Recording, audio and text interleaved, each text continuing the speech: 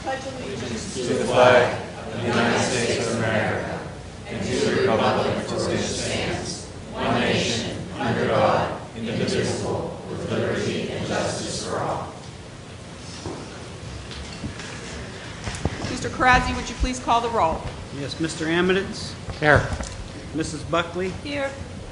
Mr. Christensen. Here. Mrs. Cook. Here. Mrs. Dobus. Here. Mr. Means. Present.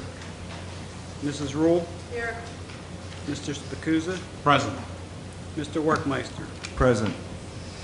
9 members present. Thank you. Tonight it is our pleasure to welcome a group of Bethel Park High School students who worked very hard this school year, not only on their projects, but also on fundraising to get themselves to Anaheim, California, where they competed at the DECA International Career Development Conference. For those of you who don't know what DECA is, for over 70 years, DECA has been preparing emerging leaders and entrepreneurs in high school and college for careers in marketing, finance, hospitality, and management. In its high school division, more than 200,000 students in 3,500 schools participate. Competition begins at the local level, then advances to the state level, where students try to qualify to compete at the international level. This year, over 19,000 students, representing all 50 United States and several foreign countries, competed in a variety of events, with each event comprising an average of 200 students or student teams. At this year's competition, Bethel Park High School students earned 15 awards of excellence for meeting all of the standards of performance in their respective events, and one student, Rachel McLean, received a medallion award for being among the top 10 in her event in the test portion. The students have been working hard all year on their projects, refining them from the local to the state and finally to the international level. And we wanted to congratulate them on their efforts. With us this evening is Bethel Park High School teacher Maria Christensen, who is one of the group's facilitators and helps them be successful through the competition season year in and year out. At this time, I would ask Mrs. Christensen to join me at the podium for the presentation of certificates to these students for their outstanding work.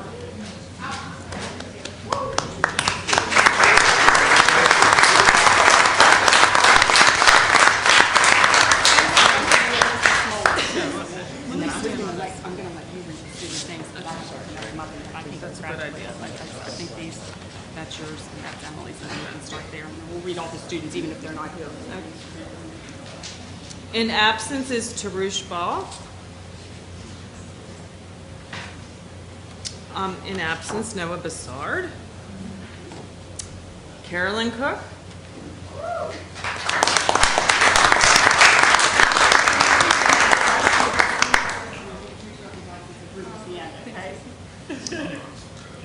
Chandler Dietz.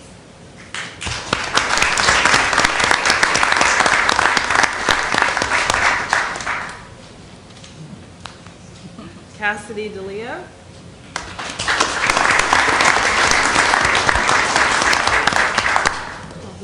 Love you too. Julia Masseri is not here. Kenna Zimmer. These are busy kids. They have part-time jobs and all kinds of things going on. Rachel McLean. She's a National Merit Scholar. Yeah. Deanna Nagel.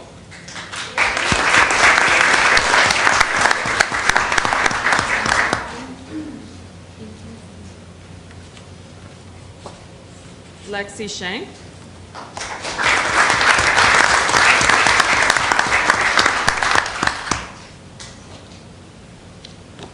Josh Poe.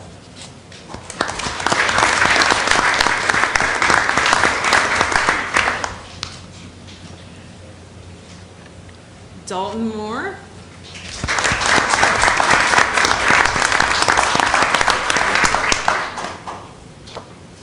Tim Nuss.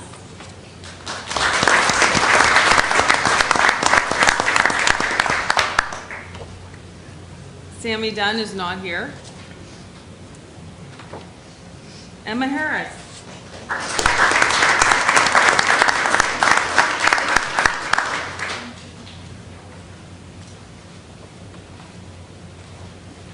Audra Kozlowski.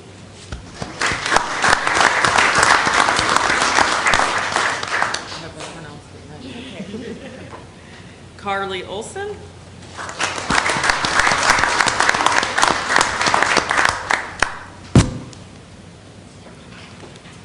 Maria Schiller is not here. Delaney, I don't know her last name. Huh? Striss, okay, thank you. Never had her in class. Deanna Brugman is actually studying abroad in England. Alyssa George is not here. And that leaves my daughter, Marissa Christensen.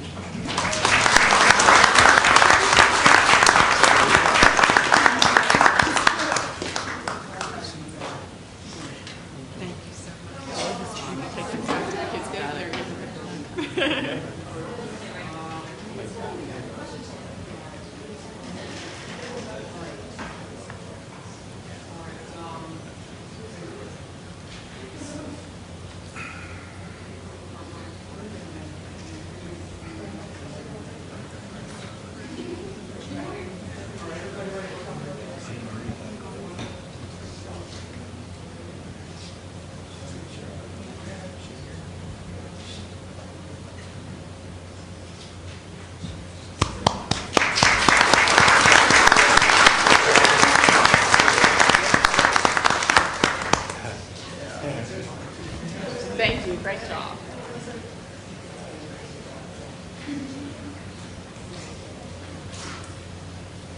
Okay, we're going to combine the meetings, but I'm going to go ahead and ask for an intent to adopt the agenda, and then we'll discuss as we're going along.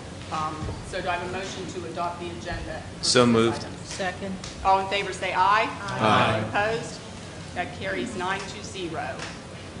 I need a motion to approve the minutes of the business meeting of March 21st, 2017, and the regular meeting of April 25th, 2017. So moved. Second. All in favor say aye.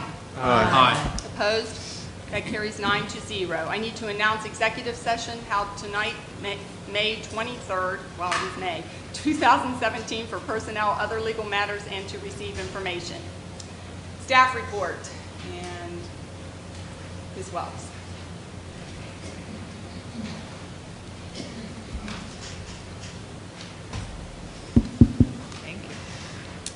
We have several items of good news to share with you this evening, so sit back and enjoy. Bethel Park High School senior Jessica Veman earned a first-place award with a perfect score at the Pennsylvania Junior Academy of Sciences state competition for her project, Geopolymer Concrete, the new standard. At PJAS, Jessica also received the $125 Dr. Carl F. Orlean Seniors Award for PJAS Excellence, which was only given to 4 seniors and is the highest state-level award at PJAS. She was one of the 2 area seniors who received a 6-year Participation Perseverance Award. Congratulations, Jessica. As we heard earlier this evening, 23 Bethel Park High School DECA students earned 15 awards of excellence and 1 medallion award at the DECA International Career Development Conference in Anaheim, California. We met several of them this evening, and their names are once again before you on the screen. Congratulations to these students. The Rotary Club of Upper St. Clair Bethel Park presented their 2017 Technology Excellence Awards to 3 Bethel Park High School students for outstanding classwork in their technology education class. Congratulations to Tony Bear, Sabrina Tatalius, and Jessica Veman. The awards were presented at a dinner held at St. Clair Country Club earlier this month. 4 Bethel Park High School students competed at the Pennsylvania State Forensics Tournament and either placed and/or finished high enough to earn a state ranking. Congratulations to quarterfinalists Maddie Newman and Jillian Sullivan, who earned state rankings, and to Danica Moody and Claudia Huber, who also competed at states and finished the forensic season with a state ranking. 5 Bethel Park High School students had the opportunity to participate in the University for a Day program at Robert Morris University, which offered students from local high schools the opportunity to experience what college will be like. Students learned about some important differences between high school and college, how to receive college accommodations, what the Office of Vocational Rehabilitation is, and how it can help students with their college educations and to get involved on campus. Participating were Zach Sala, Alex Samaria, Alex Magnu, Troy Sigafus, and Giovanni Bernardi. They were accompanied by Bethel Park Assistant Director of Special Education Sharon Smith and high school teacher Matt Calius. Congratulations to the members of the Bethel Park High School Chess Club, who are the winners of the Western Pennsylvania Interscholastic Chess League with a perfect 6-0 record.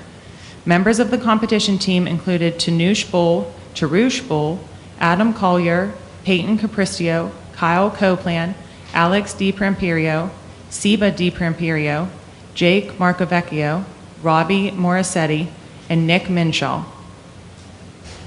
Students in Karen Potts' clothing, construction, and tailoring class at Bethel Park High School made pillowcases for the Pittsburgh Cancer Center. The students participated in this project as part of American Patchwork and Quilting's 1 Million Pillowcase Challenge. Junior Alana Serio wrote a grant and submitted it to the BPHS Student Government Association for funding and received $250 to purchase the materials for the pillowcases. In class, the students made patterns for reversible pillowcases. Ms. Potts donated the completed pillowcases at the Pittsburgh Knit and Crochet and Creative Arts Festival for distribution to patients at the Pittsburgh Cancer Center. Working on the pillowcase project were students Kendall Alsop, Elena Serio, Asia Kovalents, Lainey Drawhus, Sammy Dunn, Brandon Furness, Caitlin Goby, Hannah Houghton, Ellie McGregor, Darren Perry, Haley Ruffing, Sam Sharp, Joanna White, and Katie Zoldis. They did a fantastic job.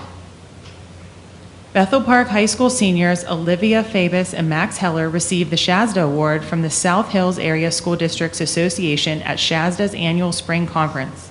The award is given annually to 2 students from each Shasta member high school in recognition of their efforts to either demonstrate significant academic improvement or overcome personal obstacles to succeed in school and life. Congratulations to Olivia and Max. Bethel Park High School senior Maria J. was named the April Rotary Student of the Month by the Rotary Club of Bethel Park. Each month, the Rotary Club recognizes a Bethel Park High School student who demonstrates outstanding commitment to school and/or community service. Maria was recognized for her volunteer work with SHIM, the Greater Pittsburgh Women's Shelter, and Reach Work Camps, as well as her mission trip with her church. Congratulations, Maria. Bethel Park High School inducted 28 new students into the French National Honor Society.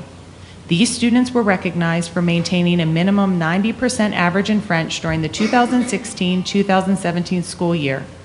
In addition to the new inductees, 45 other students were recognized for maintaining the standards to continue their membership in the French National Honor Society, including 6 seniors who were presented with honor cords. Congratulations to all of these students. 10 Bethel Park school students earned awards on the National Latin exams. Congratulations to gold medalist Sebastian DiPramperio and Madeline Goldsworthy Seddon, silver medalists Hannah Gold and Nick Walker, magna cum laude certificate winners Ariana Guerrero and Connor Remington, and cum laude certificate winners Natalie Farmery, Angelina Lorenz, Courtney Manns, and Mark Vighetti. 26 Bethel Park High School students were inducted into the National Latin Honor Society. To be eligible for induction, students must maintain a minimum 90% Latin study average and have been a student in the program for at least 2 years. At the induction ceremony, all 5 seniors, Ken Barnhart, Courtney Manns, Emily Kauser, Lily Farmery, and Heather Walker, were given special recognition for graduating with a 90% or higher Latin study average. Congratulations to all this year's inductees. Congratulations to Bethel Park High School senior Jacob Richard, who received the Extra Effort Award for the 4th quarter of the 2016-2017 school year from the Steele Center for Career and Technical Education. The award is given to those students who demonstrate outstanding work ethic, attendance, and dependability. Jacob is a student in the Building Trades program at Steele Center.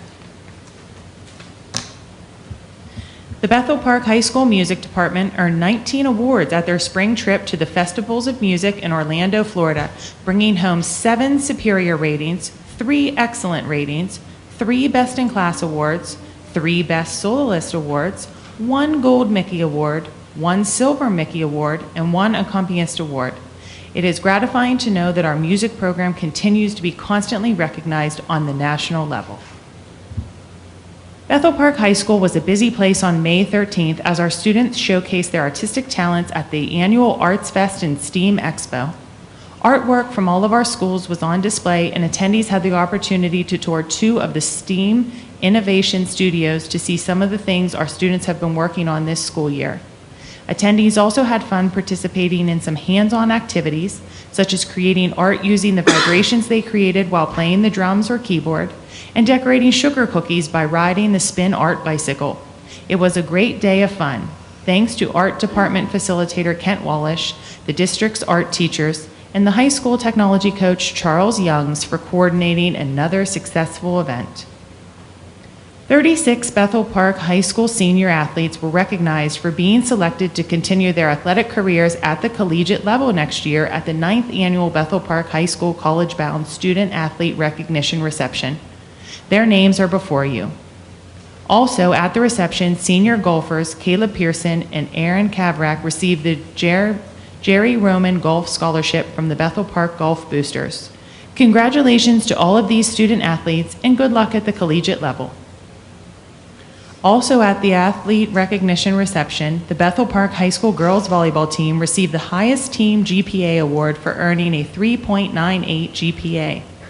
The award is calculated by using the GPAs of all varsity team members over the first 9 weeks of the 2016-2017 school year. Athletic Director Dan Sloan announced that all varsity athletes averaged a 3.56 GPA overall. Congratulations to Neil Armstrong Middle School 5th grader Artemis Conaboy, who wrote a winning essay in the Star 100.7 radio station's Why STEM Learning is Important to My Future essay contest. As a winner, Artemis won a field trip for her classmates on Team Atlantis to the Fun Slides Carpet Park. Congratulations to Lincoln 2nd grader Riley Falage, who was named an honorable mention in the 2017 WQED Writers Contest for his original story, The Boy Who Farted a Lot, which he wrote and illustrated. Riley was honored at a reception held on May 21st at WQED's Fred Rogers Studios. You can listen to Riley read his story by going onto the Write On Kids website. Lincoln students in Kelly Clauser's room created their own arcade games out of recyclable materials and hosted an arcade activity for the students in Mr. Hayes' room. The students created fun games such as air hockey, a claw machine with stuffed animals, marble run, ping pong ball toss, knockout, pool table, plinko, and skee ball.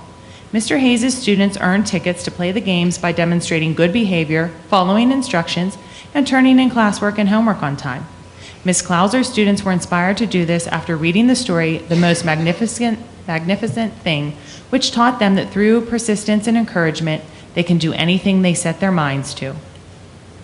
For the 4th consecutive year, Franklin students are partnering with the Samuel and Anna Mae Richardson Bethel Park Community Garden, helping to provide the garden with healthy plants. In late April, Bethel Park High School students who are members of the Stand visited every Franklin classroom to help the students to plant seeds into small pots, which the students will nurture until they are large enough for them to walk their plants to the community garden and plant in the ground. They can visit the garden over the summer to see how large their plants have grown and have the opportunity to help weed and water the garden. In the fall, they will enjoy a free salad in the school cafeteria made from the fruits of their labors. The students in Tammy Williams' 3rd grade classroom at Washington Elementary celebrated Earth Day by taking the annual Global Cardboard Challenge that was inspired by the internet phenomenon Kane's Arcade. Each student was challenged to create a game constructed from cardboard that others could play. The challenge focused on the themes of reuse, recycle, and reimagine. This activity also tied in nicely with what the students were working on with their Wonders Language Arts curriculum. William Penn students have been busy improving their STEM skills by participating in 2 after-school programs. First, a group of 12 students and their parents met in the evening for 4 weeks to enjoy a light dinner and then work together to create presentations on iPads using the PBS Scratch Junior program. Additionally, 48 Penn students also stayed after school for 9 weeks to improve their math IQ with a program from WQED that paired younger students up with the older student mentors to work together on a variety of fun activities designed to improve their math skills. For the third consecutive year, William Penn gifted students won the Elementary Gifted Challenge Cup, defeating teams from the other 4 elementary schools in a variety of puzzles and competitive games such as Square Up, Cubits, and Make 7. There was even a STEAM challenge component to this year's Gifted Challenge Cup. Congratulations to Jude Nealis, Sam Hoppy, Sadie Nelson, Devin Collier, Ella Milliken, and Aiden Sullivan for keeping the Gifted Challenge Cup at Penn. Congratulations to Bethel Park High School German teacher Christopher Tobias, who was presented with the CLEAT USA Award by the American Association of Teachers of German and CLEAT USA North America, in recognition of the outstanding achievement of his German students on the 2017 National German Exams. This is the 3rd time he has been recognized by the American Association of Teachers of German for his work with his students.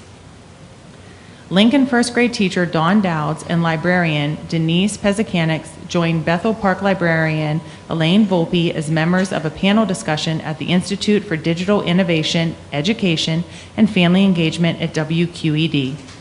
The Institute brought together educators, community partners, philanthropic leaders, government representatives, and decision makers to participate in in-depth sessions that were designed to help local leaders prioritize how to use digital innovation as a new approach to family engagement in the 21st century. Mrs. Dowds and Mrs. Pezakanix talked about the partnerships that Lincoln and the Bethel Park Library have participated in over the years with WQED to bring programs to the school and library, and how this partnership could serve as a model for others. Neil Armstrong Middle School Principal Kenny Patterson and 5th grade teacher Joe Rossi successfully applied for and were selected to host a Remake Learning Day activity at Neil Armstrong called Drama Tech. 6th grade students and NAMS Drama Club members acted out various plays and scenes from Dr. Seuss stories in front of a green screen and were recorded using iPads. Through green screen technology, the actors were viewed as being on the set of whatever play they were acting out, including outer space. The event was attended by over 50 students. Remake Learning Days is a multi-day open house of hands-on learning that featured more than 300 fun and free events across Southwest PA and West Virginia. Remake Learning is a network of more than 250 organizations and thousands of individuals who come together to shape the future of teaching and learning. Bethel Park is proud to be part of this dynamic organization. All Bethel Park incoming kindergarten students received a book at their kindergarten orientation thanks to 2 grants. The first was a $700 grant from the United Way of Allegheny County in support of the High Five Transition to Kindergarten grant, and the second was a matching buy one get one book offer from Scholastic. The initial grant was written by recently retired Bethel Park Director of Elementary Education, Dr. Dorothy Stark, and the Scholastic offer was obtained by Washington Elementary School librarian Rebecca Manella, and we thank them for their efforts to get free books into hands of all of our incoming kindergarten students to show them the importance of reading. And that concludes my report for this evening. Great, thank you.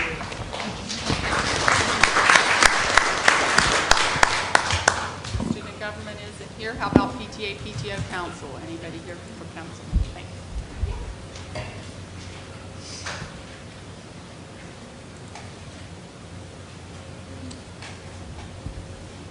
Hi, I'm Christy Klein, and I am with Neil Armstrong Middle School PTO. I am the treasurer, and I have the reports for all of the schools tonight. I'm going to start with Ben Franklin. Ben Franklin PTO is wrapping up the year with many exciting things. They held their spring book fair, and the kids were thrilled to get many summer reading books. They're hosting one last spring night, Spirit Night, with Kona Ice, where the Kona truck will drive through all the streets of the Franklin School District on June 1st, and the PTO will receive a portion of the sales. Additionally, the Ben Franklin PTO is busy planning the last few events of the school year, which include creating a buddy bench at the Franklin Playground, Olympic Day for the kids in June, as well as 4th grade students' VS teacher kickball game. And finally, the Franklin PTO welcomes 6 new PTO board members for the year and are thankful for the support that they have received from the parents and the school. George Washington. George Washington will be wrapping up the year with some great events. Tomorrow will be George Washington Elementary Night at the ballpark at the Washington Wild Things game. All students who reached their goal in the Accelerator Reader program received a free ticket and will get to march on the field during the Parade of Readers, which will be between games tomorrow evening. Tomorrow is also sports day at school. Students will take part in a variety of games, races, and obstacle courses, and they'll end the day with a class tug of war. On June 1st, the Buy One, Get One Scholastic Book Fair will be held. On June 2nd will be the annual Family Fun Night from 6 to 9. Families can come and bounce in the bouncy house, run through the inflatables, obstacle courses, play games for prizes, purchase raffle tickets for the basket auction, and fill up on corn dogs, chicken nuggets, quesadillas, and fries. George Washington PTO would like to thank all of the parents who helped make this a great year for the students. Have a great summer. Lincoln. The Lincoln PTO has their final meeting of the school year on May 4th. Lincoln's second annual dinner date night was May 12th. This is an event for the boys of Lincoln to invite their mom, stepmom, favorite grandmother, or aunt to a pasta dinner, crafts, and dress-up photo shoot. Lincoln's kindergarten field day took place on May 18th. Lincoln students' grades 1 through 4 field day is scheduled to take place on May 24th. New this year, rather than having to make up the day if the weather does not cooperate, Cool Springs has generously invited the students to use their new facility, their indoor turf, for field day activities, free of charge. If the weather is nice, students will have their field day on the playground as usual. Lincoln's final spirit night of the school year is scheduled at Kelly's Dairy Delight on June 8th. Memorial. During the week of May 1st, Memorial PTO pampered their teachers with foods and gifts. The teachers appreciated everything as we appreciate them, and as well as the kids all year long. May 9th, the PTO welcomed new families and the current families to Memorial as they registered their little ones for kindergarten. The kids were so excited as usual, and of course the bus ride was a big hit. Just this past weekend, Memorial had their annual fun fair on May 19th. The weather was thankfully good, and they had a great turnout, and most importantly, the kids had a blast. Field trips were held this month for the 4th graders with a visit to Heinz Field. They also had awesome weather, and an upcoming trip on the for the 2nd graders to the zoo and the 1st graders to the Children's Museum. Kindergartners will be getting ready to see off the letter people to camp this Thursday. They get to dress up as their favorite letter person and say goodbye, always a favorite event for these kiddos. Closing out the school year is our much anticipated field day on June 2nd. This year our theme is holidays. The kids will always look forward to this, and the volunteers won't disappoint. They will have a great day planned for them. William Penn. William Penn welcomed WTAE's Mike Harvey in the Carnegie Science Center this month for a weather assembly. The students presented Mr. Harvey with a donation for Project Bundle Up. After weeks of training, after school, the Penn Pacers completed the final mile of the Kids of Steel Marathon in downtown Pittsburgh. The students donated change for 1 week and participated in a mini cystic fibrosis walk to support Caitlin's cure. Caitlin is a 3rd grade student at William Penn with cystic fibrosis. Through their hard work, they were able to donate $900. William Penn won the Gifted Challenge Cup for the 3rd consecutive year. IMS is getting ready for their 8th grade fun day. And Neil Armstrong is busy with our end of the year fun. 5th and 6th grade fun days are fast approaching. The last bingo of the year was a couple weeks ago, and it was wonderful. It's always fun and a great fundraiser. Many of our classes have taken their field trips for the year. Our 6th grade class had a wonderful time at the Washington Wild Things game, supporting the chorus and singing the national anthem. And the PTO just hosted a dance last Friday. The kids had a fantastic time dancing, snacking, and getting airbrush tattoos. At last, the PTO provided breakfast and lunch for the great teachers and staff during Teacher Appreciation Week. That's it. Thanks so much. That's a lot. That's it. Solicitor's report? Nothing. On to public comments on agenda items only. Anyone wish to make any comments before we start into the agenda?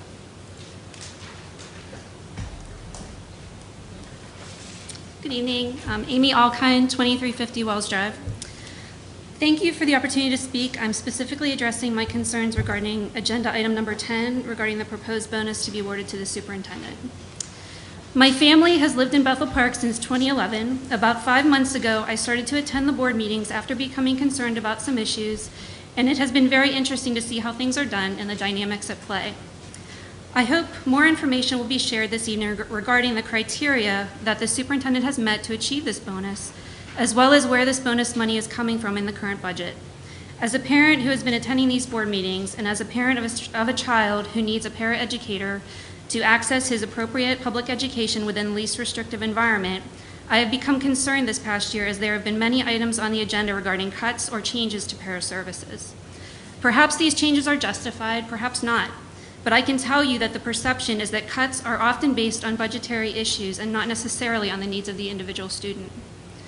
This seems like a very inappropriate time to be awarding a bonus to anyone, especially when we are reducing nurses down to a fraction of a person, which seems very hard to understand as a parent. I hope the board will share their decision-making process regarding this issue, as well as how the amount was determined. If this is a bonus resulting from cuts to services, please know that parents are paying attention. I have been silently sitting here during these meetings trying to figure out whether those of you on the board are truly unaware of the parents' concerns in the district, or if you know and don't care because the numbers look good on paper. I hope it isn't the latter. I want to know that you care about all the students of Bethel Park, about their needs and their safety, from the students who receive well-deserved awards and handshakes and photo ops that I have seen here, to the students who have challenges and need services in place to be successful and whom you may never meet in this boardroom setting. I believe I know a little about the heart of one of you, Mrs. Buckley, as you were extremely kind and generous a few years ago to my son who has autism. When you learned of his love for the Port Authority, the buses, the teas, and all of it, he loves all transportation, you showed a genuine and sincere interest in him, and that will always be appreciated and never forgotten. I hope all of you will consider that possible current and future cuts and staffing changes will affect many children, not just mine. My concern is that with this bonus, we might, because I don't know the details of it, be rewarding. Your time. Be rewarding those cuts that affect the safety, health, and support that our children need. I hope you will shed some light on the details of the bonus during discussions here tonight. Thank you. Thank you. Anyone else?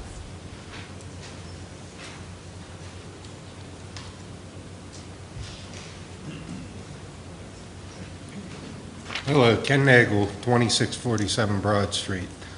I understand this isn't a question and answer session, but I'm going to ask some questions, and I don't expect you guys to answer. If you would, that'd be great. The reason I'm asking these questions, because these questions are asked of me oftentimes. Agenda item number 4, resignation, special education paraprofessional. Are we looking at replacing this paraprofessional? Agenda item number 6, involuntary transfer. Professional from Neil Armstrong gifted to elementary position. Is this elementary position a gifted position? And is the Neil Armstrong gifted position going to be refilled? Staffing changes. Agenda item number 7. Closing a certified nurse position. Is there ever a gap in services? Is there ever a time where any of our schools lack a nurse during the regular school day? And as a comment, if so, I think that is completely unacceptable. 4 high school positions are being, teaching positions are being eliminated. 2 at Neil Armstrong. Or is this due to reduced enrollment? No interest in those classes? Another question, this might just be a typo. What's an associate high school principal? Is this supposed to be assistant high school principal, or is associate high school principal something different from the assistant high school principals that are being closed? That's all. I yield back the rest of my time. Thank you. Thank you. And we may be having some discussions on some of those as they come up.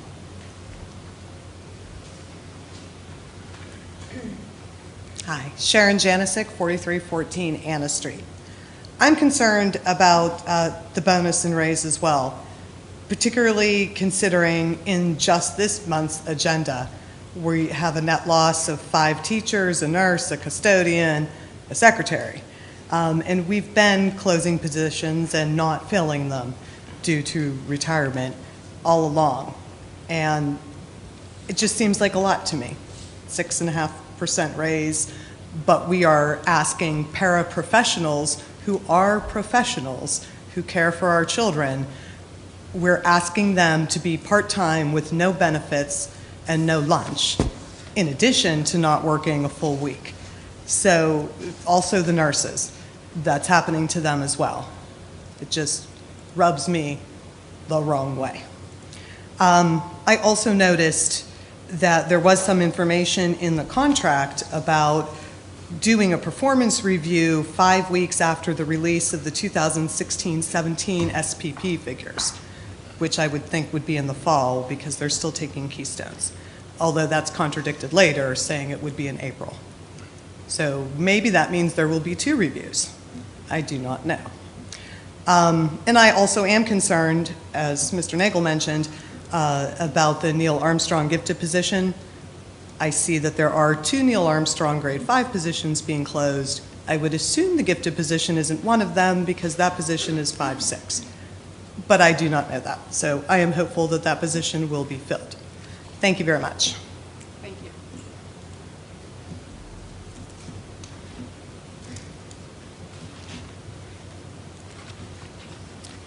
My name's Stephanie Silman, address 5087 Sherwood Road.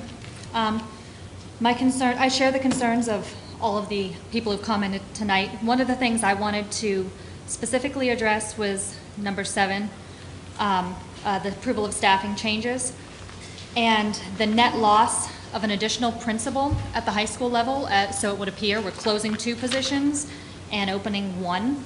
I hope that we're considering the numbers and the responsibilities of the principals when we close these positions.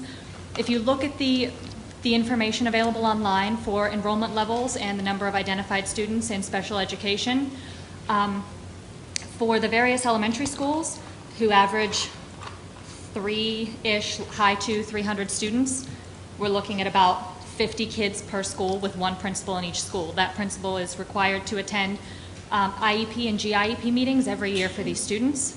That's a lot of time, and that's for principals who only have 50 kids to worry about in their particular school. When you move up to the Neil Armstrong and IMS levels, you've got 6,500 kids with 2 principals and 165 and 146 identified students. That's averaging 70 students, 70 plus per principal. When you move up to the high school level, you have 1,536 students last year. 340 of them are identified. I personally have been in attendance at meetings that did not meet the letter of the law as far as the attendees are concerned. I hope the board members are aware that the lack of available administrators can create legal problems for the district, and I hope they consider that information when they vote to close these vital positions. Thank you. Thank you.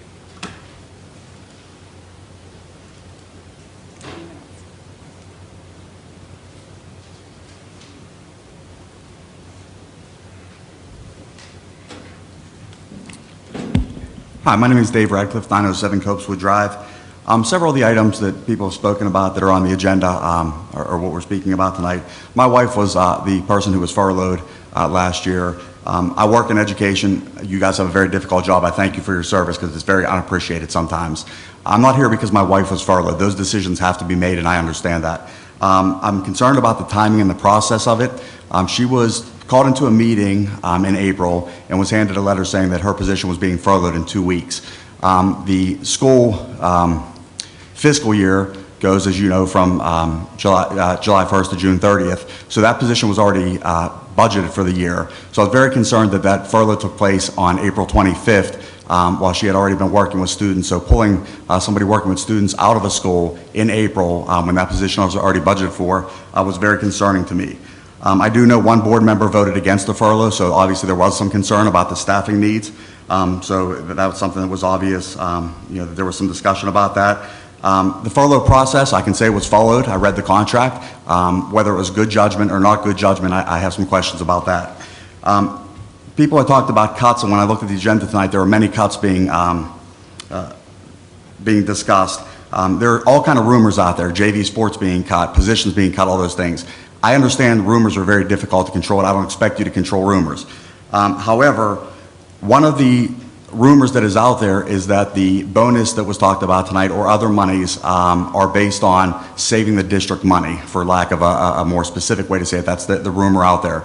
To me, as the educational leader of a district, the superintendent has a very, very fine line to walk in terms of saving that money. I would hope that we are not giving administrators bonuses based on saving money that might affect children's needs negatively, which people had talked about also. I do know that our particular superintendent, who I have not met and has a very difficult job, has worked in a couple of districts where there are some very financial hardships, and I'm very familiar with those kinds of districts. So I do understand the need to save money. I would hope that we just keep in mind that Bethel Park is surrounded by Peters Township, Upper St. Clair, and Mount Lebanon. We compete for families. We compete for families that we want here based on the education that we provide. And there is a trickle-down effect when you make long-term decisions. When you cut positions, and whether it be class size, whether it be paraprofessionals, whether it be the needs that we meet for kids, there's a trickle-down effect. I don't want to be a second-rate school district when it comes to Upper St. Clair, Mount Lebanon, Peters Township. Great places, great families, I want to be right there with them. So I hope that all these decisions that are being made with the children's best interest in mind. That is extremely important to everybody in here.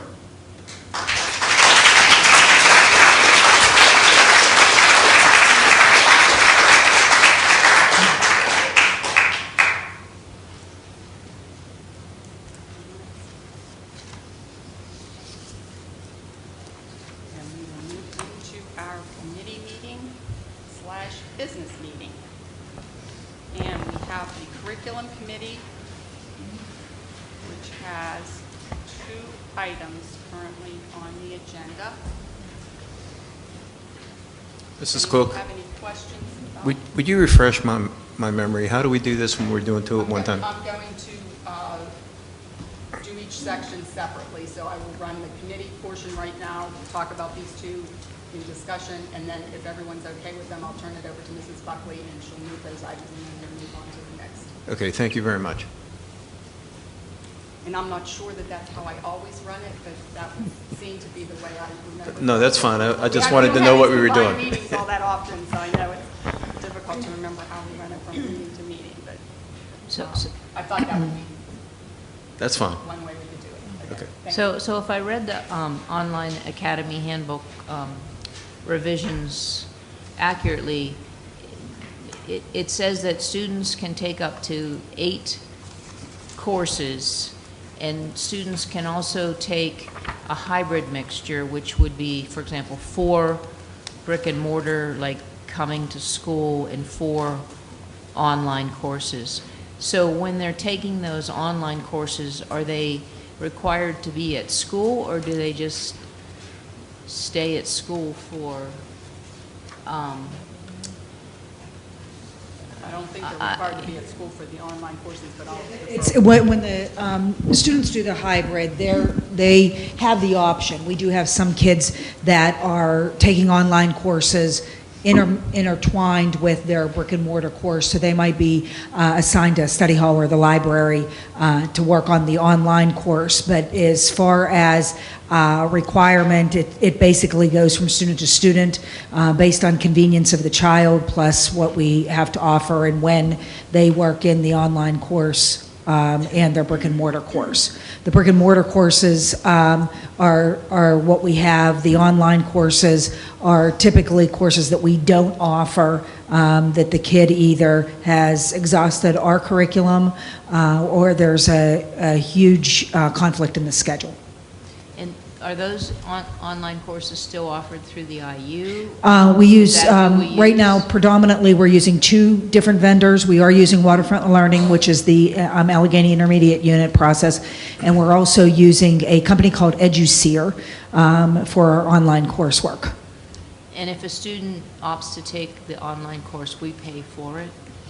Depending on whether or not it is in addition to, if the child is taking the course because they want to take the course because we don't offer it, then the parent would be responsible to pay for the course. If the issue is being caused by us, then we pay for the course. With the kids that are hybrid, with the kids that are complete cyber, that is their educational program and the district pays for it. Okay.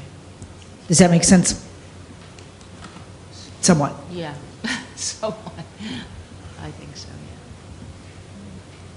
I have a question, please, on number 2, as far as the subscription for the middle school. It says in some information we have here about it ensuring all IMS students, will this be used in their classes or at home, or both? Both. It is a online subscription that the kids will have access to at home, but it'll also be embedded into the curriculum on a regular basis. Thank you. Was this a recommendation from the teachers? Yes. Or- Okay, so there's a curriculum committee meeting, or they just? It was a recommendation of the committee of the whole. It was all of the teachers at Independence. We're looking at what they were currently offering, what gaps were in the current offering with spelling and the vocabulary development that we currently had. They had conversations about it. They all reviewed the use of the MEMBEAM. They piloted, and then they agreed that it was a better tool to meet that demand of the vocabulary development in 7th and 8th grade. Okay, so what we are using currently, we're going to let go, and we're going to get this new program. Correct. Any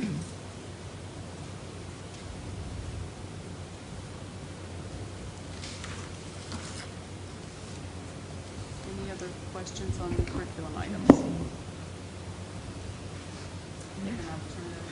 Thank you, Mrs. Cook. There are 2 items this evening under curriculum. Would any held out? Hearing none, I move number 1, the Bethel Park Online Academy Handbook, and number 2, the MEMBEAM subscription for Independence Middle School. Second.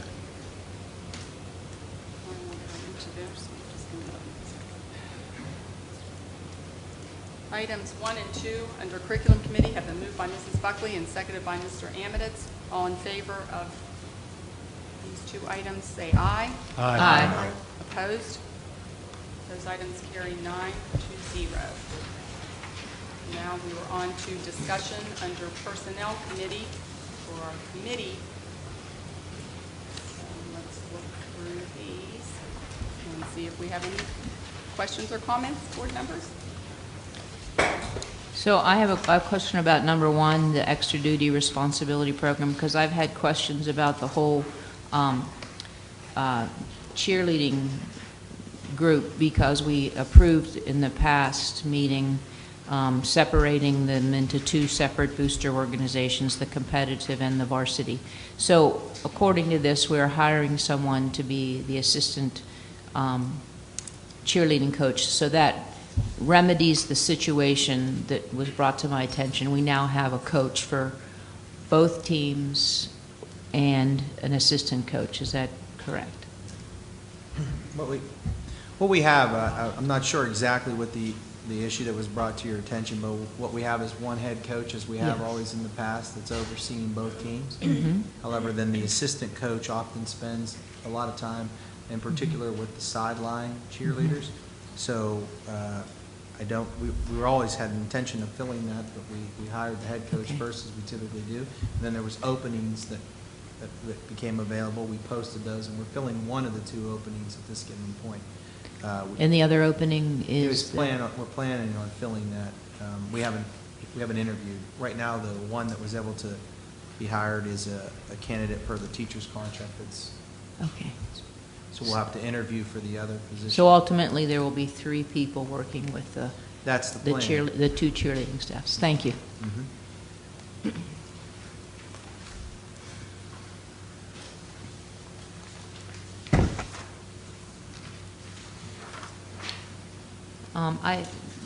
Are we asking more questions, or?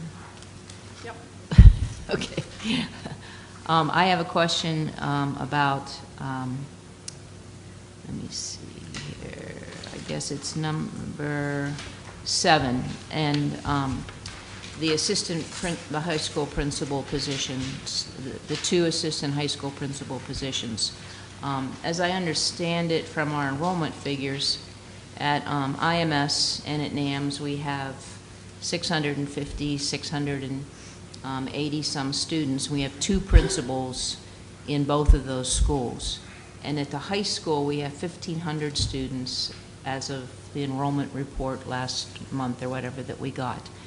So I personally can't imagine that school running with two principals, a head principal and the associate high school principal.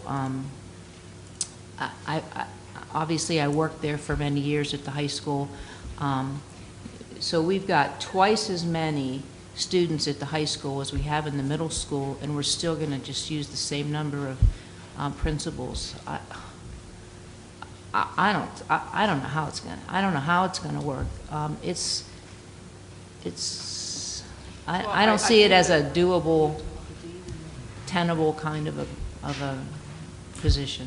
I think that issues there are changing with the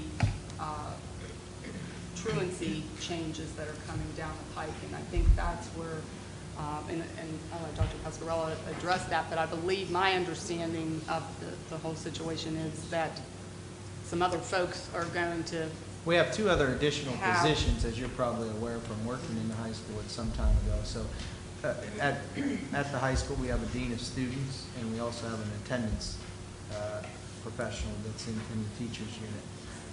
So we do have two additional, and we are looking at their schedules to determine if we can provide even more time than they currently have to be spent on that. And as I've always said, you know, at this given point, our intention is to leave some dollars in the budget.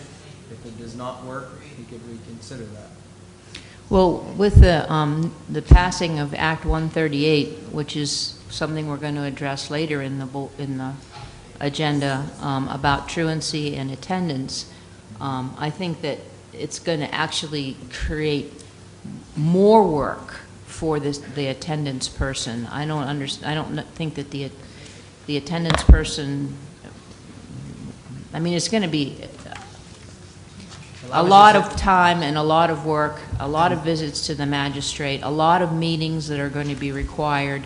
So the attendance person, I think, will be consumed by those changes. And if we already have a dean at the high school, and we have a head principal and two assistants, I'm just not in favor of eliminating another principal. I just can't see how it's going to. I understand. I was just trying to clarify the difference between the buildings, that there were two other professionals available. I'm not trying to. Right, but they're not principals, those two other professionals. They're not principals. They are doing jobs of what the administrators would be doing. That's where they're going to be put in those positions. Right, but they will be more somebody. They will be more or less a teacher on a special assignment doing administrative work, although they will still be classified with the collective bargaining unit. Right, and somebody in the comments tonight brought up the fact that, you know, a principal is required at an IEP meeting. That's going to be also time. So I just don't think it can be done. I mean, I think it's going to collapse. So Regarding these other positions that you're closing and opening, is it my understanding that there's no classes are going to be left untaught for this year? We're still going to be holding the same amount of courses and offerings for the student. Is that correct? The answer to that question is that we are following a similar procedure as we always do, where you look at enrollment and requests, and based upon that, there are some times where classes in the future with this staff were not run. However, the idea behind it is that we will look at all the requests that are available. As you might remember and recall from the negotiations with the contract, we do have the availability to pay people 6 periods and even up to 7 periods, although I don't think we're going to get there in that year. If necessary, we can continue to make plans to offer those. But the lack of a class will not be because we have less of positions. It would be because there would be not enough students that would be interested. That's well what stated. I'm trying to get at. That is and that's yes. what I want to make clear to the public, because they're concerned that we're cutting staff and therefore offering less to our students.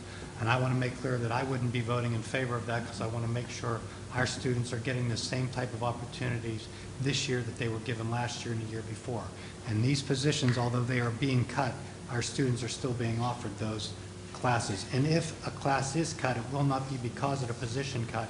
It will be because of lack of student interest in those positions. That's what And I would just like wanted to also clarify. just indicate a couple things around this that may be a question of the board or the community. One thing is that, for example, when there was some discussion around some of the staffing and around Neil Armstrong, there has been a decline in enrollment. So when you look at that, you're going to have very similar, if not better, class sizes than you had before. Correct. Even though there are less folks. I would say similar. I would use that term because we don't know enrollments. This is a large school district who will come in and out. But right now, even with less, we have less students in that given grade level. Also, the elementary levels, you'll see openings and closings of those types of positions. But actually, overall, we're going to be up one elementary section overall across the district than we were the year before. And you also mentioned that according to the contract, we have the ability to offer the teachers a 6th period stipend if there is a need to teach more students. Not only a 6th period, but a 7th period stipend if there is a need to do that. But according to your, the way you're looking at things at this time, I believe you have mentioned that we are actually looking to have less 6th periods while still offering the same amount of class, even with the loss of these positions. Is that correct? I think it'll be at this pretty particular close. time? I would say that it would be pretty close. Sometimes in scheduling, you'll run into some singletons, things that are only offered, and they butt up against other courses, and we'll have to look at that and see, based upon those enrollment requests, if we want to do it. I did want to mention, too, about that Neil Armstrong gifted position, just to make sure that it's clear that we will have the support necessary, as we did in the past, utilizing the schedule of current scheduling of a teacher, in the current building, Neil Armstrong. So therefore, if the scheduling is done properly, then we can maintain, we can do this with proper scheduling with the amount of students, again, the amount of students we have, getting them the same courses but less people. I believe so.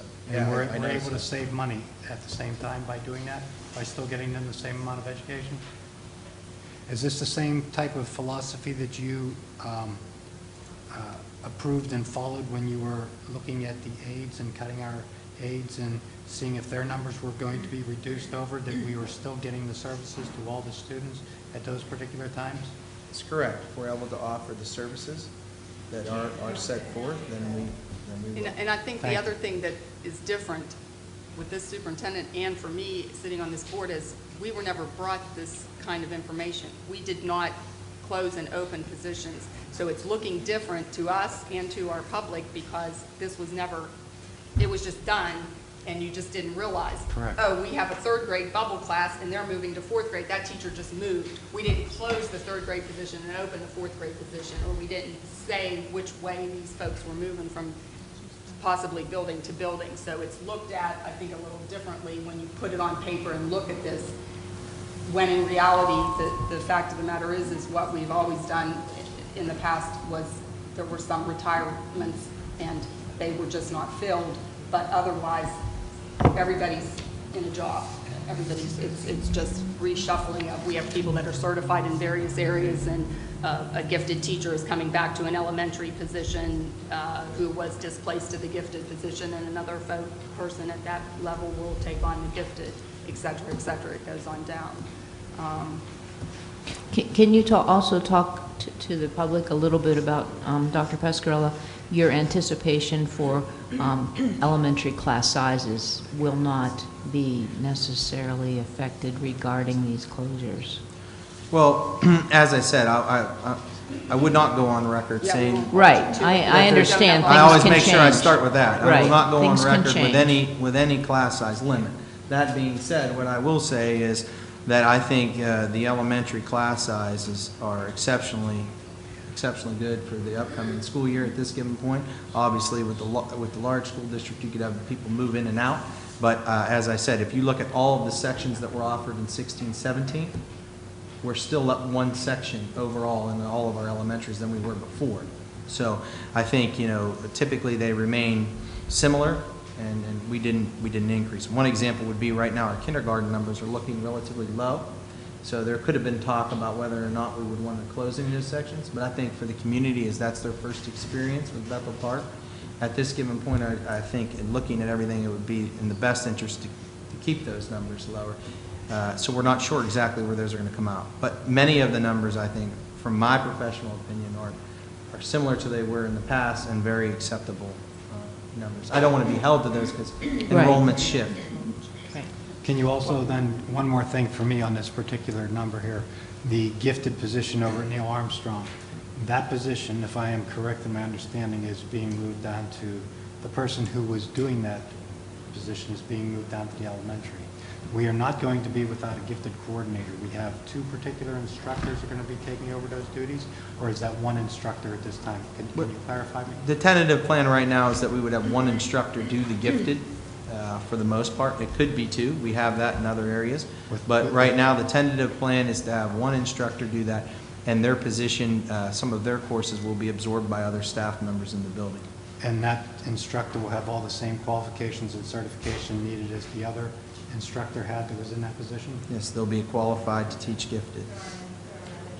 Well, you do have to have a certification. There is no gifted certification. There's no gifted certification, but you do have to have a certification. That's what you have to have. So there is a qualification. And this individual would have that. You know, I had one other area to just request clarification, because I think a valid concern was raised about the principal situation, but you did make a comment that we've allowed for additional hiring if it doesn't work out. We've reshuffled roles and responsibilities to see if it's a viable solution. But maybe you could just describe a little bit about, you know, what are some of the indicators you look for if it's working, timeline, how do you assess it? Because, I think that's important too. I mean, I don't think you said that just because you want people to shut up. You're going to follow a process to evaluate this, and maybe you could just talk a little bit about how you would evaluate that. And what an associate versus an assistant is, if you would. Sure. I think associate is a new term that has been used in many school districts, and the idea behind that is it's kind of underneath the head principal, and in some regard acknowledging that it's slightly above the assistant principal. The idea behind that would be to attract additional candidates who may already be an assistant that would not want to make a lateral move, but would look at this as a title improvement and possibly an increase in what they may be making. I mean, there's no salary per se until we review that with the board, and it depends on their experience and expertise, but that's kind of the idea. If we were going to go from 2 assistants to 1 associate and try that, then my belief is that we have to try to recruit other people who have been an assistant. Not to say they have to be, but it might open the pool to more individuals. So that was kind of my thinking. As far as evaluating that, I think in order to do that, you have to give that some time. Obviously, you might be able to tell if there's major issues, and right now, whatever money is left in the budget for that position will remain in the budget. And we have that in there, Mr. Karazi, that's correct? Yes. We do. So if by chance we realize that this is unsuccessful and we do need to look into it, I think it's something that we're going to have money budgeted for and can consider that. But for now, I think it's a good opportunity to try that, along with trying to limit, if not eliminate, the classes that are being taught by the other 2 professionals in the unit that are the dean and the attendants, and we'll see how that goes. So that's the difference, in my opinion anyway, as I was told, between associate and assistant. And that is kind of how I would evaluate that. How to measure that, I think at the beginning of any school year, you have a transition for somebody, if they're new from the outside, getting used to the programming, getting used to Bethel Park, taking the knowledge, exploring, seeing what's happening, really trying to see if this is going to work, seeing what happens with regards to regulations around truancy or GIEPs or IEPs or whatever there, and see how this goes. But I think right now it's important to just make mention that we do have it in there. And if we did need to look at an additional employee, if that does come down to it, I'd recommend that to the board. And that was always our goal with going to a 1-building high school, that there were going to be cost savings along the way with various reworkings, because we don't have to, before we had 4 principals, because we had basically 4 almost elementary standing buildings on a campus. So I think, as we've said, with many of these changes, moves, whatever, one, it's worth the try, because we know some of our numbers aren't jiving. We know our school districts around us don't employ the numbers that we employ, and our class sizes are different than when I first got on the board anyway. And are at So, times achieving higher scores throughout the state as well. I mean, it's, you know, I think we always keep the best interests of the student at heart. That's what our mission is, and that's what we're all about. I know that. I know all of these board members up here, but I also know that we have taxpayers too, and we only have so much that we can put on their backs as well. So we try to come up with this good a compromise, I think, and try some things that are different. Well, in the same discussion, I'd just like to ask for a matter of perspective here for me, when we talk about the principals and that with class size, you know, number of students, back in the old days, we rewind the clock a little bit, there were school districts that had over 1,000 kids. And how many principals did they have? Right. One, right? So I know that regulations have increased the work and everything else. So in my mind, I mean, I don't see this big problem, but just like it's being discussed here, if everything has to be tried, and this is what, you know, we were here to do. We got to see, in my mind, what happens with one principal. If there is anything that seems to go awry, I mean, if he can't attend these special classes or whatever, and you know, legally, I mean, we have our lawyer here to tell us if there's going to be a legal problem. We don't hear that. So if in the olden days we had one with thousands, and now our class size is what? About 40. 1,500 at the high school. We have three. Read out, you can't do it. Can you please hold the comments from the audience? Thank you. I'll wait till the end. Thank you. Dr. Pasquarello, we are in the process of hiring an associate principal, aren't we? We are. Well, we haven't, the applications are due by the end of the month. And then we will work on getting that hired as soon as possible. So we're, in total, budgeted to have up to 3, but we'll move forward with 2, that's what we're saying here. But I guess, you know, what it does provide us, when we figure out what these truancy regulations mean, is some, you know, options. You know, maybe when we find out that the administrative workload or whatever, maybe the principal isn't required, maybe it's some other function. So it does give us some options. Right. Right. Any other questions on that particular item? I'm going to move down to 9 and 10 and remind you that the contract with our superintendent requires the board to use a mutually agreed upon superintendent performance evaluation form to assess his performance during his first year of employment, which was April 18, 2016 to April 18, 2017. It's important to note that when Dr. Pasquarello came to Bethel Park, he was willing to accept a financial offer from the board that was noticeably less than our outgoing superintendent.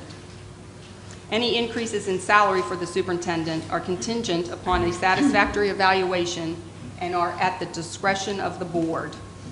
Typically, other contracts with district employees, in fact, I believe every contract with district employees, guarantees a set increase in salary.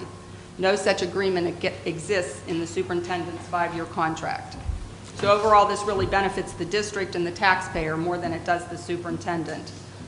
An annual review is not due until November 2017 per state guidelines after the state assessment scores are in. But again, our contract required the performance evaluation be done after his first year of employment. There were 20 performance accountability items that the entire board rated the superintendent on using a 1 to 5 point scale. Dr. P's overall rating, averaging out all 9 board members' scores on all 20 items, was 4.5. with 4.0 indicating fully meets all expected results, performance expectations, and 5.0 indicating exceeds most or all expected results, performance expectations.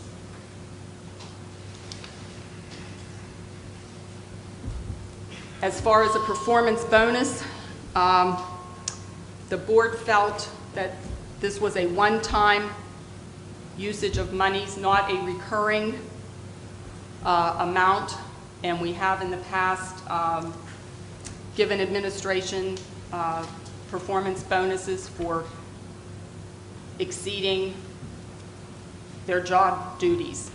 And I personally can't say enough about, he received a perfect 5.0 from all board members on visiting the district schools on a regular basis to monitor effectiveness of district policies and program, attending district-wide events. I don't know another superintendent that has attended, I know for sure in Bethel Park, there's not been another superintendent who has attended as many district-wide events and as he has, and made recommendations to the board regarding their adequacy. The monies were in the budget from previous superintendent salary, which was, as I stated, far in excess of what even these dollars will amount to for this current sitting superintendent. Does anyone else have anything else they want to add to that? Yeah, I'd like to add something. I think there was an implicit recognition that when Dr. P came on board, that he was coming in low and that we would make an effort to readjust him if he performed satisfactorily. I want to make a couple comments. I just want to say that I've worked with a few superintendents in my time on board. I have never worked with a superintendent who has been so dedicated to the job. He is here first thing in the morning and he doesn't leave until 10 or 11 o'clock at night. That's 5 nights a week, and he's still here on Saturdays to attend events and do things as well. I haven't worked with a superintendent who's been as open with us and as open in his communication about the things that are happening within the district. He has signed, he has done a 1-year extension for the teachers when he first came here. There was no strike, no disruption to the students. He has then negotiated another contract with our teachers in the district for 5 years, no disruption. These are just some of the small things. And lastly, I'm just going to reiterate and expand upon some of the things Mrs. Cook had mentioned. When he came into the district, we brought him in $152,000. Since then, and let me just go back on that, he had experience as an assistant superintendent and as a superintendent in 2 other districts. Since then, we have seen other districts around our area sign superintendents for $176,000 and more with 0 experience. This is a law in supply and demand.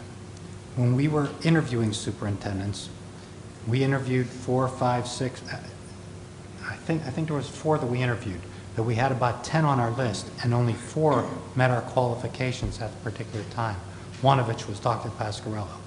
We cannot afford to lose him because it'll be very difficult to replace him. In my opinion, I would have thought about raising him up to the $172,000. We did with the $162,000. The other $10,000 is the one-time bonus. I look at it as saving us for the long-term payments because our money then is not going to be in paying the Peters. That's not going to affect the budget that way.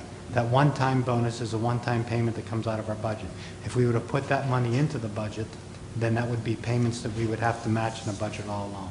Those are some of the reasons why I voted for it, and that's, for me, it's fairly easy to defend. I concur, and like David or Mr. Amos had said, that there is a lot of other examples of what Dr. Pasquarello has done, such as with the buses, trying to, the easy thing was replace buses. Instead, we found ways of trying to extend the life on them, which was a very logical thing, and it's saving the district money. And we won't go into a bunch of details, but I just want to concur that I feel that I don't want to lose him either. But I cannot say the same thing about working with all these other superintendents. I only worked with 2, and he's great. So. Thank you. And I'd just like to say that what you need to understand too is that Allegheny County is facing a crisis in superintendents. 80% of our superintendents have turned over in the last 2 or 3 years. Dr. Pasquarello happens to be in the top of the group that has more experience, believe it or not. That you're seeing a whole total turnover right now. In the next 2 or 3 years, the last 20% will be turning over. So you will have a pool of very inexperienced young superintendents because all of the other superintendents who have worked for 30 years have all come full circuit now. So you're looking at a crisis in superintendents. Also in the principal ranks, the pool for principals is the same way. And several schools are just not filling their principal because they can't get them. because they don't want to leave the teaching ranks, because your salary generally is probably a little better in the teaching ranks and more security than you do have in administration. So that's what we are facing in Allegheny County, and I tell you that from 42 school districts. I have the data, so that's a big issue. So we're fortunate enough to have someone that's had experience, that's been able to lead us this year. Mrs. Cook, if I may. First of all, I'd like to say that I too concur with many of the comments that have been made here this evening on behalf of Dr. Pascarella. The thing that I personally find so frustrating is the misinformation that is out in the community. And when one person makes a statement that's false, it spreads as if it's true. We as a board have spent countless hours putting all the details together prior to Dr. Pascarella coming to the district and now that he's here. More importantly than what the board has done, I politely remind every person in this school district, and I don't mean just the employees, but the children, the taxpayers, everybody. Dr. Pascarella, in my opinion, is asking people to do their jobs. But he is doing his and then some. If you would know firsthand all the extra things that he does on behalf of the children. And yes, there are changes, and people in me are like, whoa, wait a second, oh no, we can't have this. But you don't take the time to understand all the thinking and the process that has come with that. And I truly, in my heart, believe that if people would stop complaining and fussing and making comments that are false, then the truth be known, you would admire this man as I do. Thank you.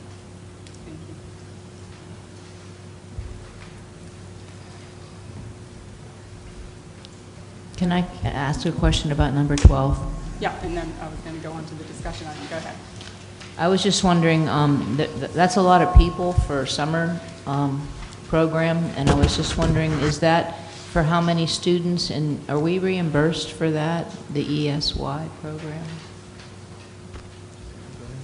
I mean, in general, the general idea is, as you know, ESY school is part of the individual education plan for students. Mm-hmm. We hire quite a few people, and this in general is pretty close to what we've budgeted in the previous years.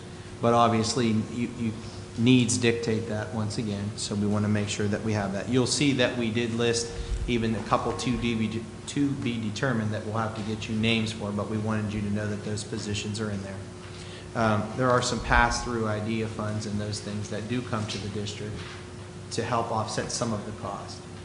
Okay. Thank you. Ms. Sutton, do you have anything to add to that? Go ahead. Just that we've worked for years to develop our in-house programs so that students are in their own local communities, and then we do a lot of community-based components as well as academics. Can you give us a number of how many students participate in this? A projected number? I didn't bring that with me, but I can certainly get that to you in the Friday packet.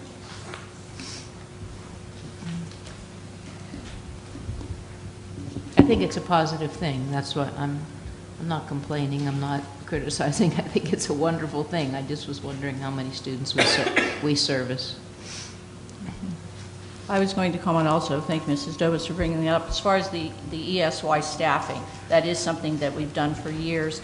And if you study the statistics that are accurate in your information in the audience, you'll see that it is 4.5 hours for some people who are employed, and it goes up to 24 hours weekly, 50 hours of individual instruction, 8 and 10 hours respectively. So there's a lot of hours that are put into the program, as well as Mrs. Sutton, who develops all of this, and Mrs. Smith, and they work very hard at it, and our children do benefit, and they deserve these services, and I'm glad to see the hours are there. Thank you. Okay, if not anything else, I'm going to go ahead and let us do the discussion item for the committee meeting, and then I'll turn it over to Mrs. Rule to vote. So we have summer help for the IT department. You want to take that? Or sure. I placed that on the agenda in conversation with Mr. Ryer. We have a short summer, as we know, this year, based upon the calendar. So he was asking, this is something that has been utilized in the past. So we're asking at this given point for one summer help that would be able to work with him in the IT department. If you are willing to do that, we'll ask that we be able to retroactively have you approve that in June, going back to the the first Monday after school lets out. And if by chance Mr. Ryer feels he needs one more, we would bring that back to you in late June or early August. But they're going to work. Mr. Ryer, if you wanted to share some of the items that you feel that they would be able to be doing. Be primarily moving equipment, preparing it for disposal, things that are typically involve a lot of technician time but don't require the skill of a technician. I would recommend that to the board, that we start with one and we retroactively hire that due to the short summer and the need. Yeah.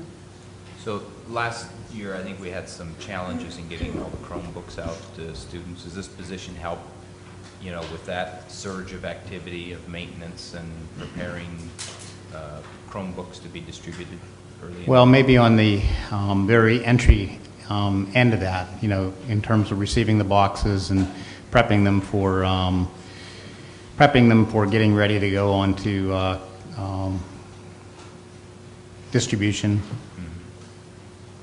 There are actual other processes in place that we've been meeting as a group, both high school and middle IMS staff, to develop a plan for distribution. So we're handling that, primarily within the buildings.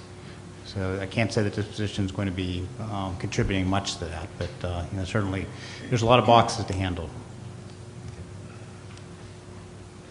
Yeah, I didn't foresee this as being something to handle that, but I think we're on top of that problem because we didn't know about it previously. We do have that process that we discussed, and we've been meeting monthly about both the collection and the distribution. So I thank Ron and for Mr. Ryer, for doing that, as well as some of the administration, Mr. Minch and Dr. Jan Sani and such, to make sure we're on top of that. So I feel better. May not go perfect, but I think we're off to a lot better start. We have a plan together, and hopefully it will go much smoother. So if the board we're not going to vote on this particular item, it was for discussion only, but yay or nay, we're okay for them to pursue finding a person, at least one person at this point, if not two. Okay. Just curious, what's the success rate on getting these Chromebooks back at the end of the school year? Is it 100% or? It's very good. It's probably not 100%, but it's pretty darn close. We're able to actually lock access to the Chromebook remotely, and so if they don't come back, we lock them up, and they display a message on the screen that says, this Chromebook has been disabled, you need to turn it in, and we provide the turn-in information. And it's amazing that once we lock the Chromebook, it almost immediately comes back, because it's not very useful at that point.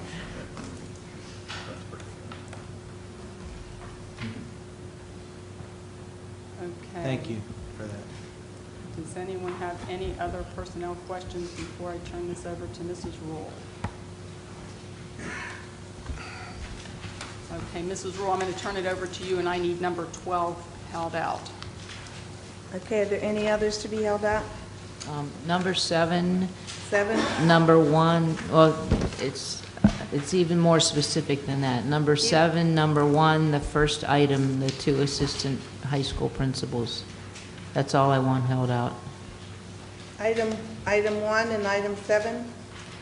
No, The I just assistant- want 7. Just that one? 7, number 1, Okay. the first line. Right, okay. And Dawn, are you under 12? Number 12, yes. Okay. Any others? Okay, I move that we approve item 2.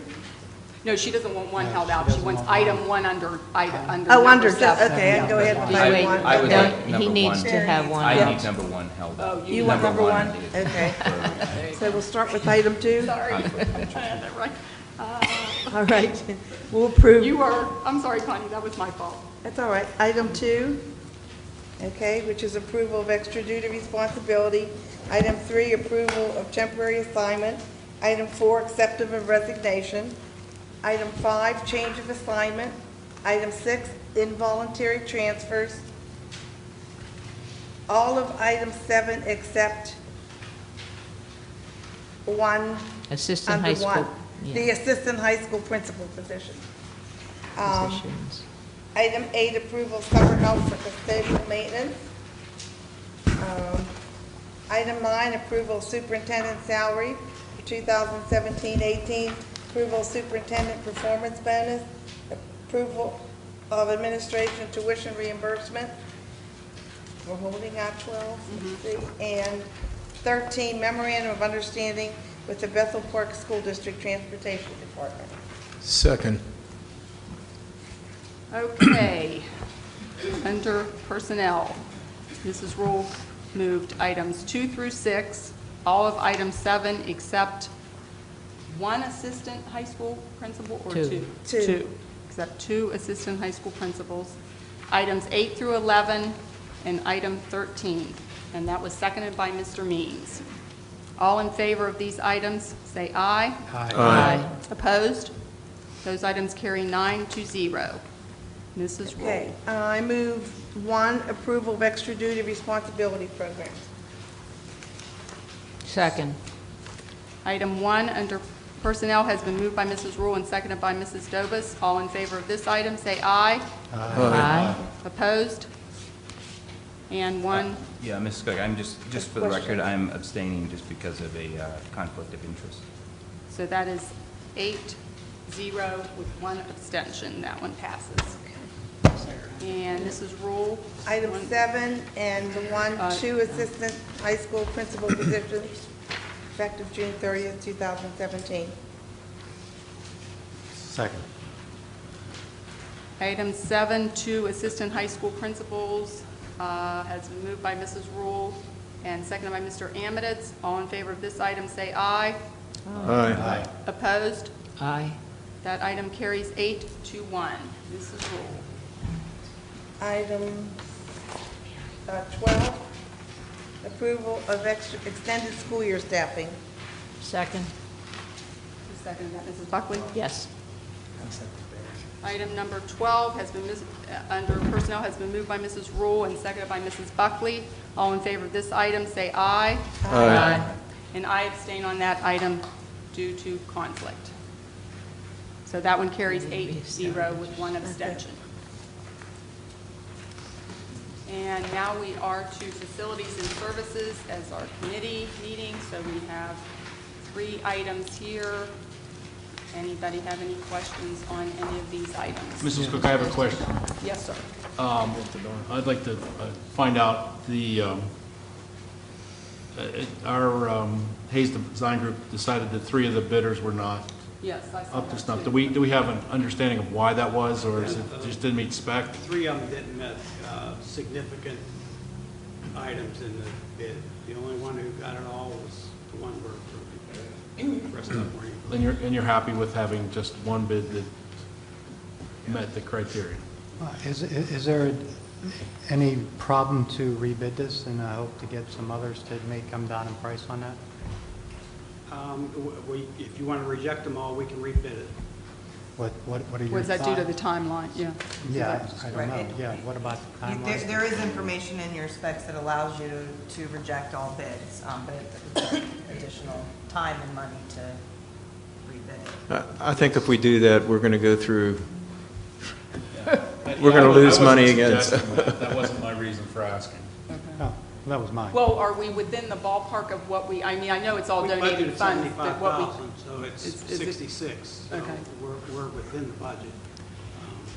If And- we rebid, we got to re-advertise, we got to probably pay Hayes to go over the specs again.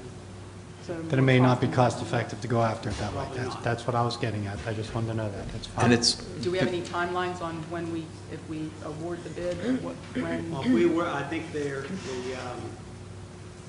finish date is before the school starts, so it should be mid-August. Mid-August? Great. and it's been, what, 7 or 8 years we've been trying to get a sign up, so. But, it's also probably worth noting for the audience here, because maybe a lot of people that haven't been here, and we're talking about a $66,000 expenditure plus a little bit more. This isn't coming out of a budget. This was actually given to us as a part of a will settlement that somebody donated. So it was donated to the district with the specific purpose of doing this kind of a capital improvement. So it's not even, we don't even have the option to apply this to academics or anything like that. Buzzy, one last question. This Carrick signs, they do meet all the criteria imposed by the borough? They do. Okay. Yes. We also got a donation from the PTA 7 or 8 Yes, years ago. I was on the PTSO when we made that donation. That was when my kids were still in school, so that was a while ago. We've been holding that money.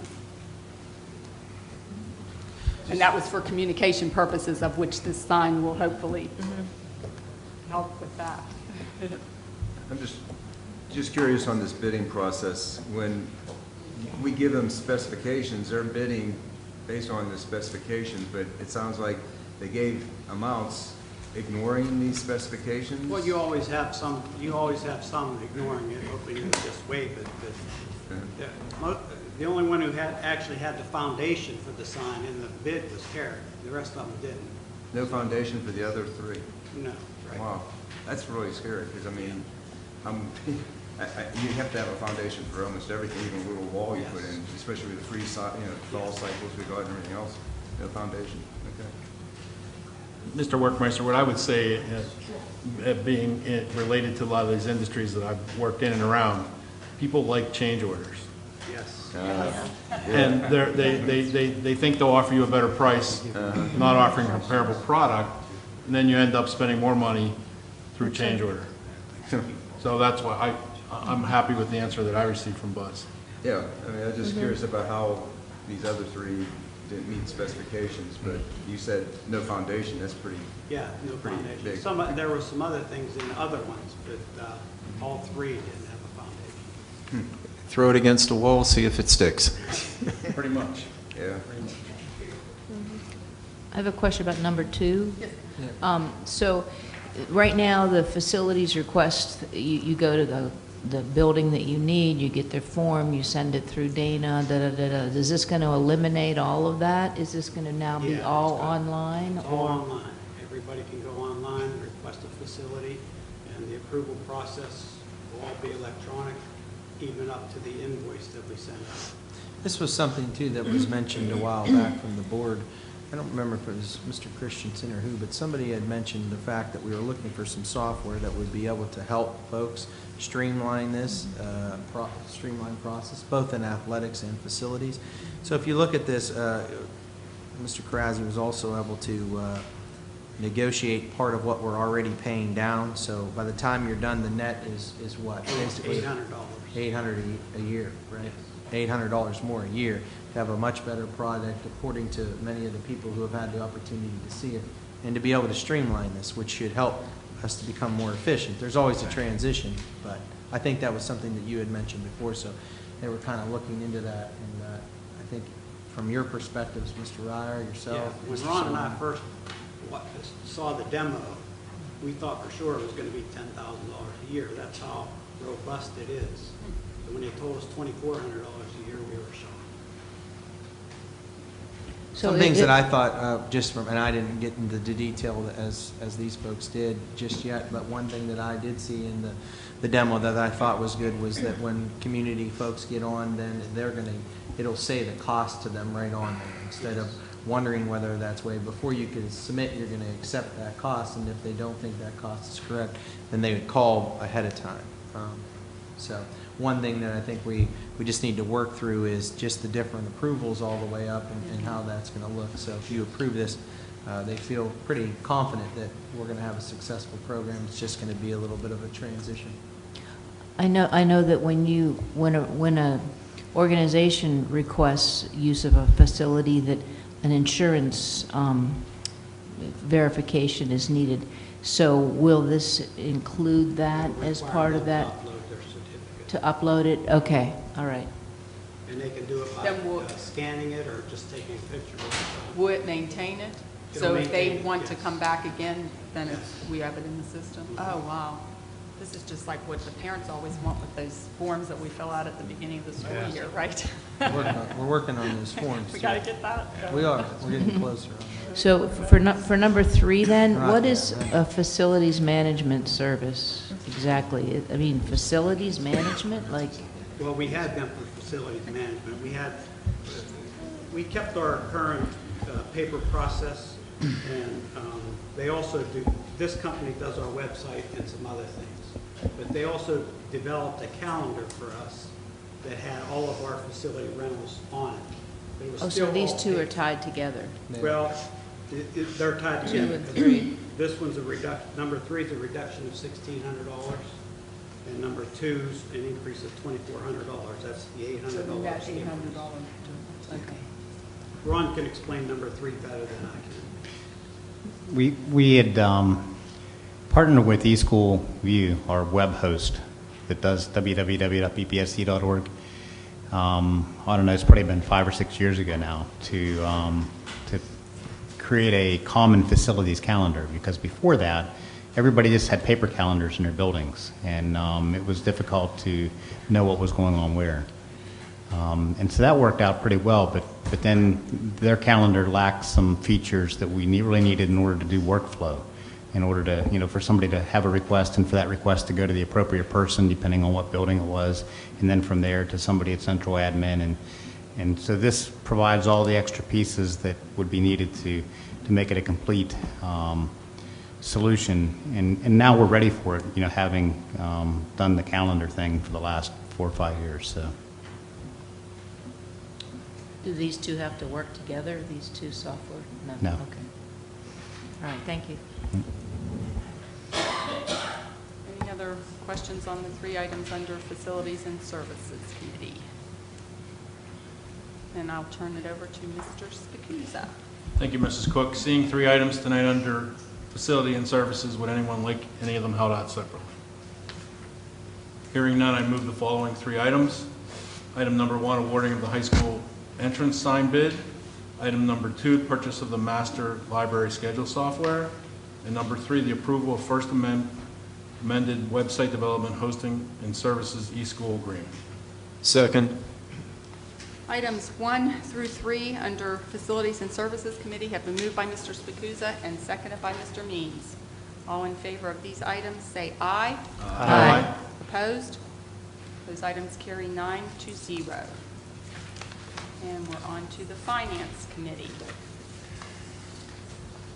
I did want to share something with the board as we're establishing tax rates and a general fund balance. I just received in the mail and haven't been able to share it with you all, a State of Education report underwritten in part by the Pennsylvania Public Education Foundation for 2016-17, which is a wealth of information. And they did a lot of surveying of parents and administrators and teachers and school districts and IUs and technical education centers. And I just felt that it was interesting. They summed up, while we believe that the state of public education in Pennsylvania is strong, public schools are facing serious challenges that have the potential to impact student learning. For example, school district pension costs have more than quadrupled between 2009 and 2015, leading nearly 90% of schools to identify pension costs as one of their top sources of budget pressure. As a result of this and other budget pressures, public schools are cutting staff, increasing class sizes, reducing programs and services, postponing building maintenance, raising property taxes, and depleting their reserve funds in order to balance their budgets.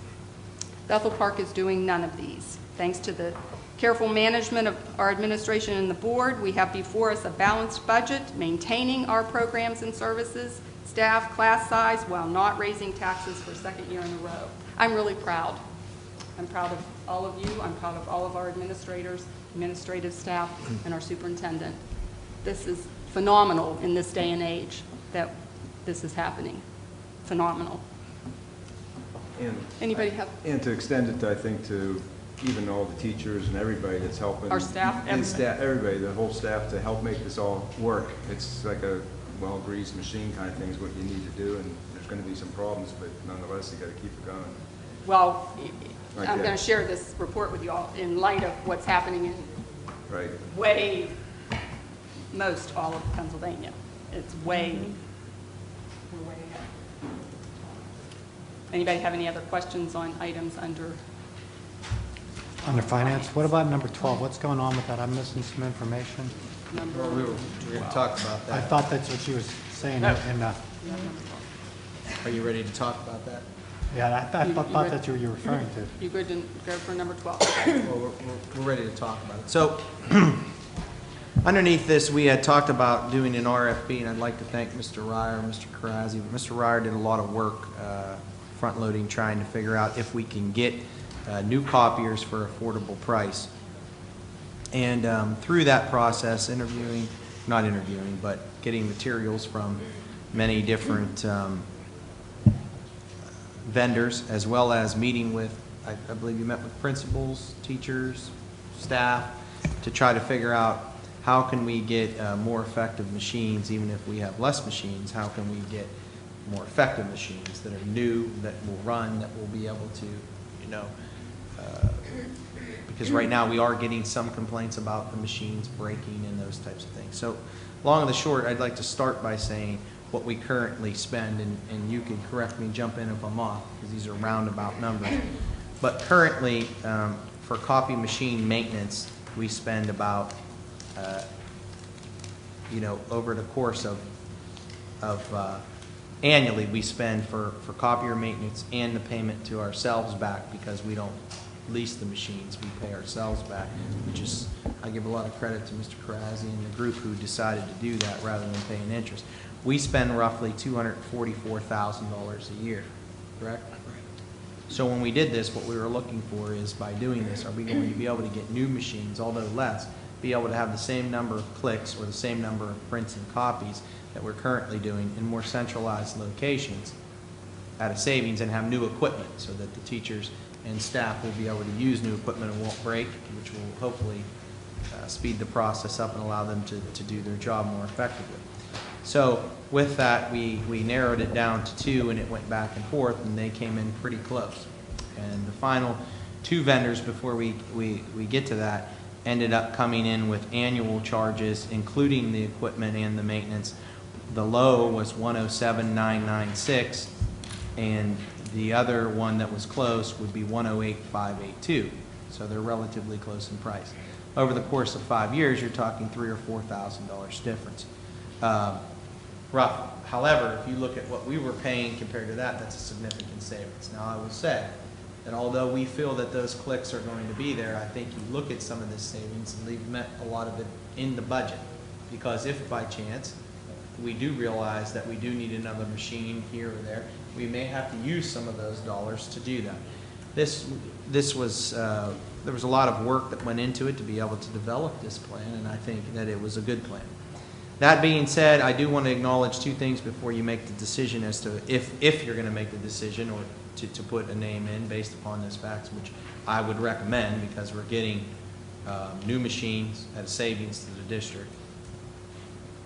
And I would say that even if we ended up having to add a few back, you're still going to save dollars. Between the 2, I would recommend probably the lower price. I'm familiar with their service. The only difference between the 2 is some of the machines for the low bid as compared to the next higher bid, the per minute per sheet goes up maybe by 5-10 sheets per minute in some cases. So it does need to be acknowledged that the second place finisher in price would be a small fraction better on the pages per minute. So I don't know if you want some feedback on that before you make your decision, but either way, whichever decision you make, even though I would probably recommend the one that was a few $1,000s cheaper, because that clarifies the fact that they have good service. I'm aware of that, and Ron has checked some references, and they are the low price, even though you don't have to choose the low price. That's kind of the general rule of thumb. I think it's important to mention to you that if you chose the other one, there would be a savings and you would see a few more page per minute. Or you could choose to do neither one of those, and in which case you would continue to pay that dollar amount that is higher.